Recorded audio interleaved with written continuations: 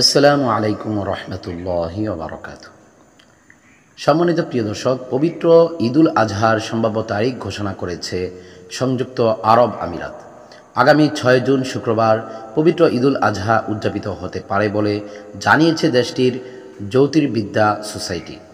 সংস্থাটি বলেছে, আগামী 27 মে সন্ধ্যায় হিজরি বর্ষপঞ্জিকার শেষ মাস জিলহজের চাঁদ দেখা যাবে, আর 28 মে হবে জিলহজের প্রথম দিন। সেই হিসেবে মধ্যপ্রাচ্যে 6 জুন শুক্রবার ঈদুল আজহা উদযাপিত হতে পারে। আমিরাত জ্যোতির্বিদ্যা সোসাইটির চেয়ারম্যান ইব্রাহিম আল জারওয়ান উল্লেখ করেছেন, আরব আমিরাতে 27 মে সকাল 7টা 2 মিনিটে চাঁদ উঠবে। ওই দিন সূর্যাস্তের 38 মিনিট পর পর্যন্ত চাঁদটি আকাশে দৃশ্যমান থাকবে। এতে অর্ধচন্দ্রটি সহজে দেখা যাবে। যদি জ্যোতির্বিদ্যার পূর্বাভাস বহাল থাকে, তাহলে 5 জুন বৃহস্পতিবার হবে আরাফাতের দিন। এটি পবিত্র হজের সবচেয়ে গুরুত্বপূর্ণ দিন। এর পরের দিন পালিত হবে পবিত্র ঈদুল আজহা।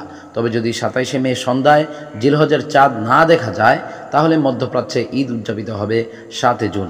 সাধারণত মধ্যপ্রাচ্যের দেশগুলোতে যেদিন চাঁদ দেখা যায়, তার পরের দিন বাংলাদেশ সহ দক্ষিণ এশিয়ার অন্য দেশগুলোতে চাঁদ দেখা যায়।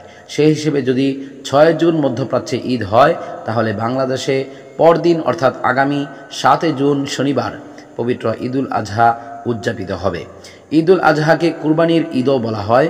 মহান আল্লাহর সন্তুষ্টি লাভের উদ্দেশ্যে নিজ ছেলেকে কুরবানি করতে চেয়েছিলেন হজরত ইব্রাহিম আলাইহিস সালাম, যা ছিল আল্লাহর প্রতি আনুগত্যের একটি নিদর্শন।